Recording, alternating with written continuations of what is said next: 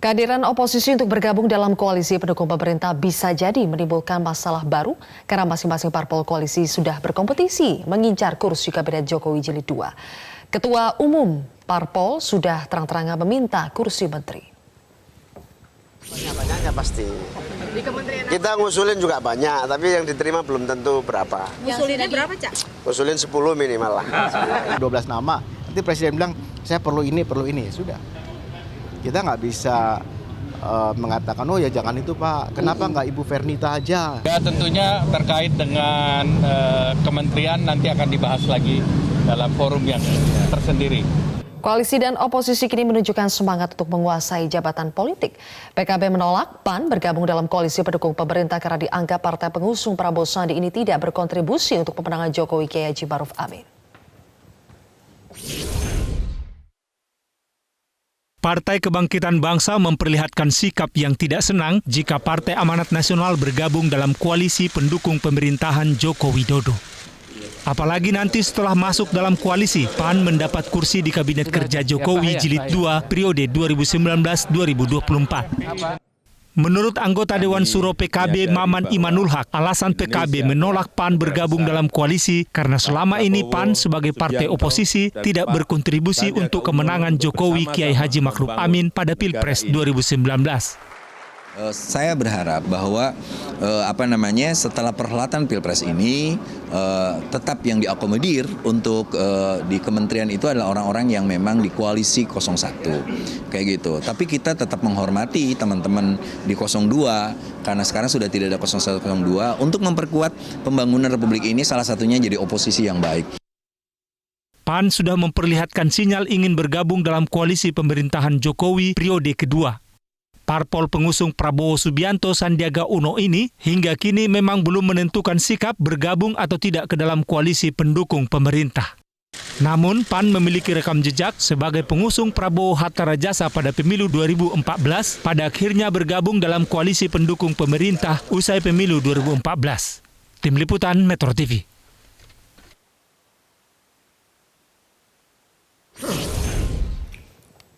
Pemirsa, Partai Amanat Nasional sudah memperlihatkan sinyal ingin bergabung dengan koalisi pendukung pemerintah. Ini bisa menimbulkan masalah baru karena di koalisi pendukung pemerintah menunjukkan sikap penolakan.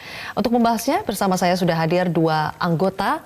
Yang pertama dua narasumber. Yang pertama adalah Maman Imanul Haq, anggota Dewan Syuro PKB. Kang Maman, selamat malam. Berikutnya adalah Bara Hasibuan, Wakil Ketua Umum PAN. Selamat malam, Bang Bara. Assalamualaikum. Saya ingin ke Bang Bara dulu. Partai Anda ini, PAN ya, disebut tidak konsisten oleh PKB. Karena itu ditolak masuk dalam koalisi Jokowi Ma'ruf Amin. Tanggapan Kalau Anda? saya konsisten sebetulnya dari awalnya. Kalau dia Sikap konsisten yang mana dulu nih Bang Bara nih? Tapi gini, kalau nanti memang PAN memang diajak untuk bergabung dengan pemerintahan Jokowi, tentu kan kami akan mulai prosesnya dari awal. Tentu kami juga, saya bisa memastikan kami akan memiliki komitmen dan semangat baru untuk bisa menjadi supporting system dari pemerintahan Jokowi nantinya. Komitmen dan semangat yang baru. Ya, betul sekali. Ya. Dari oposisi ini akan berkomitmen untuk menjadi koalisi. Mudah tidak sih kalau mengubah semangat itu? Sebetulnya kan kita juga sebelum bergabung dengan atau berada dalam pemerintahan Jokowi. Jadi sebetulnya itu sudah ada recordnya, ada pengalamannya, dan pada saat sekarang kami juga cocok sebetulnya dengan visi Pak Jokowi. Jadi berbagai tantangan yang Pak Jokowi kemukakan pada waktu pidato di Sentul minggu lalu, persis ya, satu minggu lalu itu memang sesuai juga dengan apa yang kami yakini. Tapi pas kampanye Pilpres kemarin nggak cocok. Soal perang melawan radikalisme, penguatan Pancasila, penguatan human resources dan segala macam. Bang Bara, tadi Anda katakan kalau diajak oleh Presiden Jokowi. Ya, tentu tapi pertanyaan sudah diajak belum? Tentu ada pembicaraan informal pada level informal ya dengan pihak PAN dan pihak Istana. Apakah juga konkret pembicaraan soal dengan ajakan langsung? Beberapa pemimpin dari beberapa partai di koalisinya Pak Jokowi sudah ada begitu ya. Tapi memang secara resmi itu saya pikir belum sampai ke tahap itu. Tapi PAN ingin diajak tidak? Saya pikir begini, kalau memang kita dibutuhkan untuk bergabung, untuk bisa menambah kekuatan pemerintahan ini, bukan hanya dalam rangka untuk memperkuat basis di parlemen, tapi juga bagaimana memperkuat basis juga sosial di masyarakat. Karena masing-masing partai politik itu juga punya basis sosial di masyarakat. Dan juga dalam rangka untuk menyembuhkan luka yang dalam di masyarakat akibat kompetisi politik yang lama dan penuh dengan kebencian. Polarisasi ini tentu kami akan siap. Dan itu memang menurut kami juga posisi yang paling baik yang itu bisa diambil PAN untuk berkontribusi siap atau tidak siap. Tapi kalau ditanya mau atau tidak PAN bergabung dalam koalisi pemerintah? Ya, saya sudah menyatakan beberapa kali bersedia. Dan Ketua Umum juga sudah mengatakan bahwa kalau pemerintahan bagus ini PAN siap untuk mendukung. Sudah berapa kali mengatakan begitu. Siap atau bersedia, tapi mau atau tidak? Mau atau tidak? PAN mau atau tidak untuk bergabung? Ya bersedia kan, saya bersedia. Mau berarti ya? Ini kan semantik saja. Baik, kalau begitu Kang Maman, Anda ini mengatakan PAN tidak konsisten, tapi apakah politik itu butuh konsistensi? Ya, yang pertama kita harus bedakan antara koalisi dengan kabinet. Koalisi itu harus pembicaraan antara ketua-ketua partai yang selama ini dengan konsisten mendukung 01. Visi dan misinya, lalu kita berkeringat waktu Pilpres. Nah itu jelas harus menjadi kata poin, sehingga ketika ada orang mau masuk koalisi, kita tunggu pembicaraannya Ibu Mega, Pak Surya Paloh, Pak Muhaimin, dan semua partai koalisi. Tapi kalau menurut Anda, kalau mau masuk koalisi atau tidak, salah satu kriterianya adalah berkeringat atau tidak pada saat Pilpres kemarin? Iya, karena kita berhadapan juga, satu bagaimana visi misi. Oke, Bang Bara tadi bilang bahwa visi misinya sama ya, paling tidak dengan visi yang kemarin. Tapi pertanyaannya, waktu kemarin Pilpres, kita berhadapan untuk meyakinkan pemilih tentang sosok Jokowi dengan visi misinya. Itu satu sisi lain. Nah, sisi yang lainnya adalah bagaimana kita menangkis narasi-narasi yang dilancarkan oleh kubu 02 sehingga kami betul-betul berhadapan dan meyakinkan publik sehingga Jokowi Kiai Maruf Amin bisa menang. Nah, tiba-tiba bagaimana saya menjawab pertanyaan konstituen, relawan, apalagi saya direktur relawan, tiba-tiba loh kita yang kemarin tiba-tiba jor-joran menangkis tuduhan curang dan sebagainya, membiarkan orang yang ingin masuk. Itu poin pertama. Poin kedua, kita tahu bahwa PAN, oke lah kalau Bang Bara aku oke. Dari awal dia dukung kita. Tetapi sebagai sebuah institusi partai, apalagi kalau lihat Pak Amin raisnya, kita berpikir ulang, apakah nanti kejadian PAN seperti 2014, tidak mendukung, lalu masuk di tengah jalan, memenjang final tiba-tiba keluar, sekarang ingin masuk lagi, lalu apa yang kurang? Lebih baik menurut saya kita menghormati demokrasi bahwa pemenang sudah ada partai koalisi yang berjuang, lalu kita persilahkan kepada PAN, PKS, Gerindra untuk lalu menjadi oposisi yang baik. Dan itu adalah sumbangsi untuk bangsa ini. Anda katakan, Kang Maman, bahwa ada beberapa partai yang sebaiknya tidak masuk. Partai yang tidak jelas, yang cuma merecoki. Apakah PAN ini salah satunya berpotensi merecoki? Dijawab nanti ya. Nanti kita akan bahas lebih jauh, pemirsa. Prime Time akan kembali sesaat lagi. Kami lanjutkan lagi perbincangan masih bersama dengan Kang Maman dari PKB dan juga Bang Bara dari PAN. Kang Maman, jadi Anda tadi bilang daripada tidak jelas kemudian merecoki, apakah PAN ini juga berpotensi untuk merecoki apabila nanti gabung dalam koalisi pemerintah? Iya, kita lihat track record seseorang bahwa dalam politik oportunitas itu boleh-boleh saja orang boleh masuk, keluar dan sebagainya. Tetapi ada fatsun yang harus dipegang, soal loyalitas, soal dedikasi. Dan itu sangat dipegang.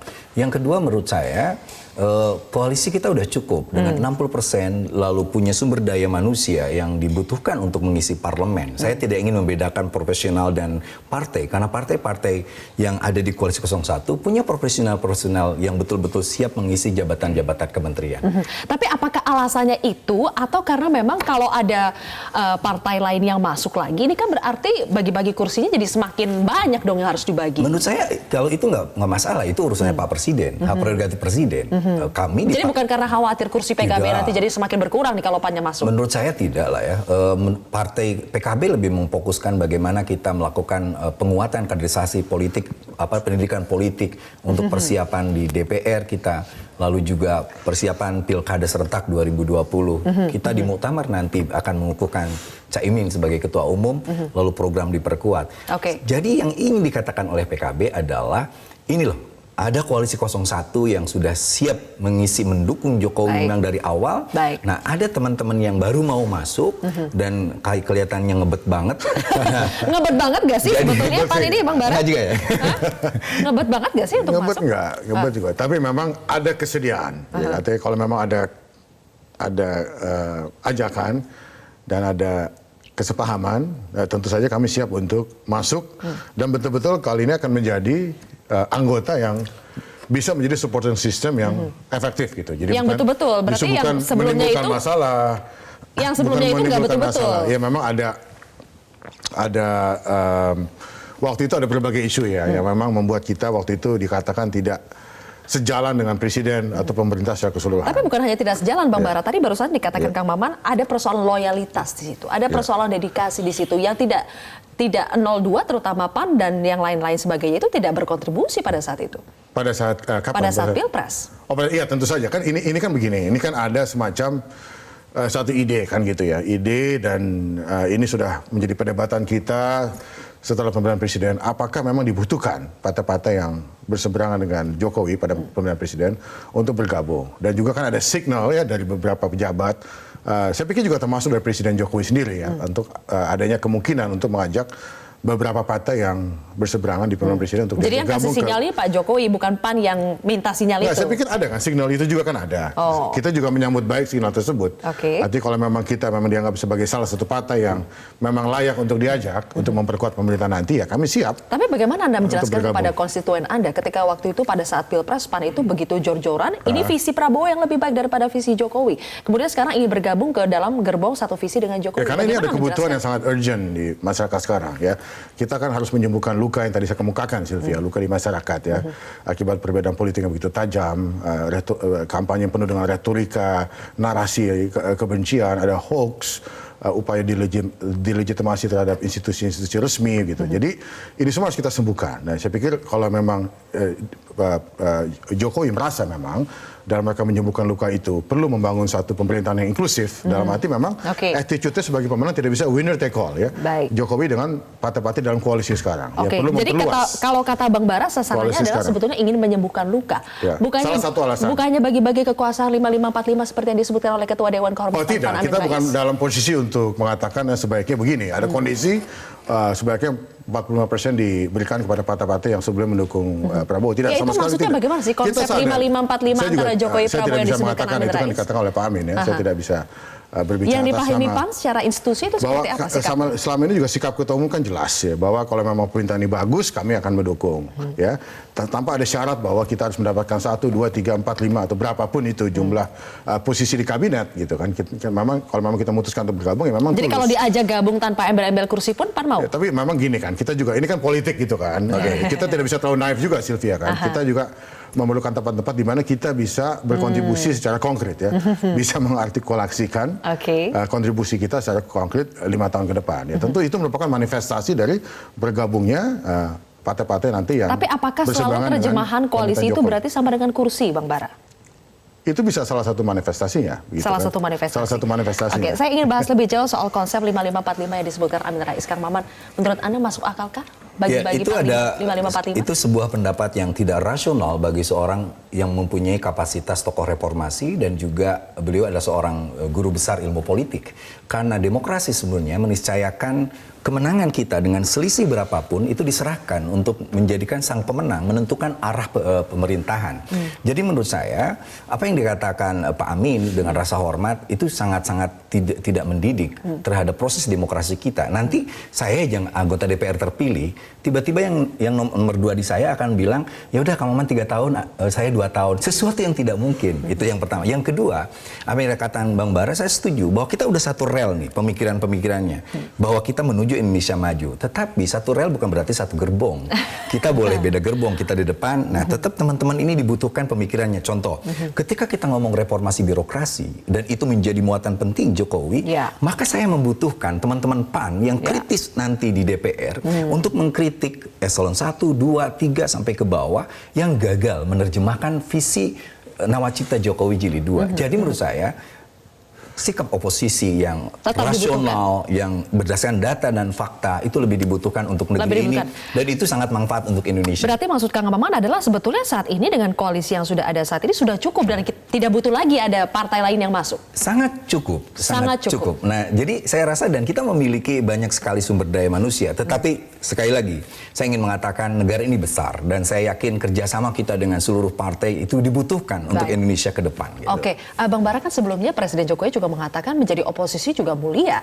Ya, betul. Jadi apakah pilihan itu juga termasuk dalam radarnya PAN untuk menjadi Oh, itu oposisi? tuh kan ada dua pilihan sekarang. Bergabung atau tetap di luar. Lebih kuat yang mana pilihannya sekarang? Ya sekarang sebetulnya trennya itu Bergabung? menuju untuk bergabung. Sesuai juga dengan pembicaraan-pembicaraan informal dengan pihak koalisi Tapi kalau ada Jokowi penolakan dengan seperti pihak ini dari istana. partai-partai yang sudah eksis kami di paham dalam sekali, seperti apa? kami paham sekali apa yang dikatakan oleh Kang Maman itu juga saya sangat paham ya. Itu juga saya pikir bisa menjadi bahan pertimbangan untuk kita melakukan keputusan juga bagi Pak Jokowi dalam memutuskan. Karena pada akhirnya kan yang memutuskan itu adalah Pak Jokowi sebagai pemimpin pemerintahan ya kan, dan juga pemimpin utama koalisi, tapi juga sambil harus juga memperhatikan aspirasi dari partai-partai yang ada di koalisi sekarang. Tapi at the end of the day kan nanti memutuskan adalah Pak Jokowi. Kalau Pak Jokowi memang merasa adanya kebutuhan untuk menambah kekuatan pemerintahannya nanti dengan menambah partai-partai, bukan karena memang betul sekali, memang dari segi kekuatan sekarang partai-partai koalisi Pak Jokowi ini sudah 60% kekuatannya di parlemen. Tapi kan consideration itu bukan hanya soal kekuatan di parlemen kan. Ada pertimbangan-pertimbangan lain ya kan, ada faktor-faktor lain juga harus memang kita lihat sehingga membuat mungkin Pak Jokowi merasa adanya kebutuhan untuk menambah partai-partai yang ada dalam koalisi sekarang. Tapi sekali lagi kalau konsep 5545 itu sebetulnya kata Pak Amin atau kata PAN? Itu kan Pak Amin yang mengutarakan, dan sebelumnya Ketua Umum sebagai pemimpin utama partai kita ini ya, juga di mana-mana kan pemimpin utama partai politik adalah Ketua Umum, tidak pernah menyatakan begitu. Dia mengatakan bahwa kita mendukung secara tulus, dan kami sadar ya pada prinsipnya memang yang menang pemilihan presiden itu adalah Pak Jokowi. Pak Jokowi diberikan mandat oleh rakyat kan, dan kenapa dia menang? Karena rakyat merasa memang visinya dia itu memang tepat, yang lebih tepat ya. Dan ia memang adalah sosok yang lebih tepat untuk memimpin Indonesia ke depan. Nah kita tahu diri lah bahwa itu adalah kenyataan. Ya, people have spoken. Kita harus hormati suara rakyat tersebut juga, jangan dengan hati bahwa kalau toh nanti memang Pak Jokowi juga mengajak kita untuk bergabung, untuk mendukungnya, itu adalah suatu kehormatan. Itu bukan suatu keharusan, karena dia memegang mandat sekarang ini kan. Itu bukan suatu keharusan, tapi memang kita menghargai sikapnya.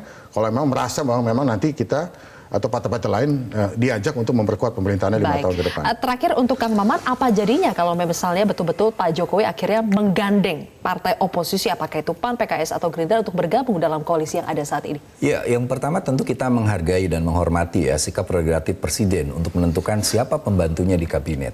Tetapi yang kedua, prinsip-prinsip proporsionalitas itu harus tetap dilakukan, bahwa mana orang yang bekerja keras dari awal visi misinya dan punya rekam jejak yang betul-betul akan mewujudkan visi nawacita itu menjadi hal pertimbangan lain, sehingga PKB hari ini terkenal menjadi koalisi paling setia dan terus akan mengawal program ini dengan baik, sehingga nawacita jilid 2 bisa terwujud demi Indonesia maju. Jadi meskipun PKB nanti dikasih jatah kursi kurang dari 10, kita serahkan kepada Presiden. Berarti Kang Maman jadi Menteri Agama ya. Dan sangat layak. Baik, terima kasih banyak Kang Maman Imanul Haq dan juga Bang Bara Hasibuan telah bergabung bersama kami dalam Prime Time News kali ini.